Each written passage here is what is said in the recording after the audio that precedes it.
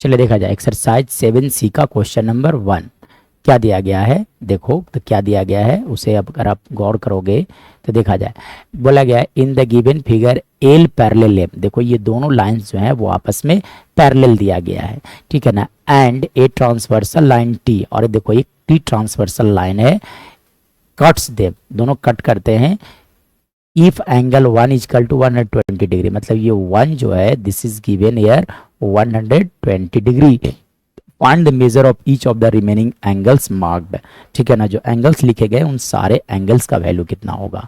तो सबसे पहली बात कि लिखा जा सकता है कि angle 1 plus angle 2 is equal to लिखे जाएंगे 180 डिग्री। रीजन क्या हो गया, linear pair of angles. I am going to write it in shortcut way, LPA। चलिए अब एंगल 1 का वैल्यू ऑलरेडी दिया गया है 120 degree plus angle 2 is equal to लिख दोगे आप 180 डिग्री। मतलब यहाँ से एंगल 2 का वैल्यू लिख सकते हो आप 180 minus 120, that will be equal to 60 degree. So we can say that angle 2 का वैल्यू होगा that will be equal to 60 degree.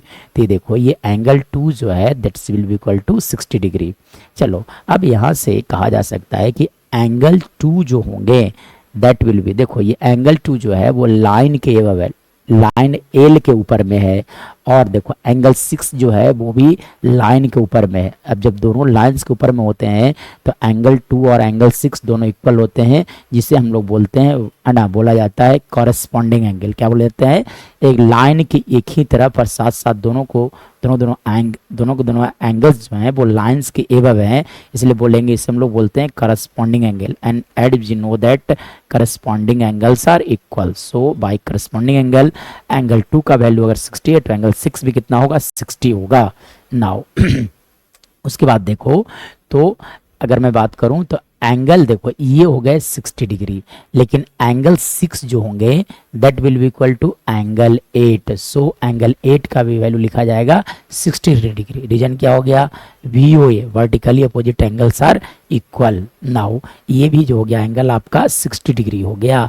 Similarly देखो एंगल 2 अगर angle 2 that will be equal to angle 4 that is also equal to 60 degree. Reason क्या हो गया, vertically opposite angles are equal, so this angle is also 40 degree. Now अब remaining angles जो बचे हुए हैं उसके बारे में डिस्कशन किया जाए, ठीक है। तो देखो यहाँ से अगर मैं बात करूँ रिमेनिंग एंगल्स के बारे में तो वो देखा जाए, ठीक है।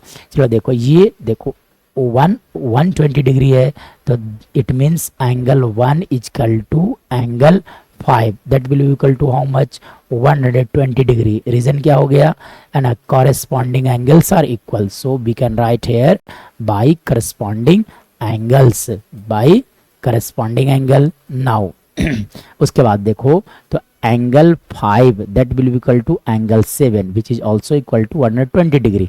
मतलब ये अगर 120 डिग्री है तो ये सामने वाला भी कितना होगा, 120 डिग्री।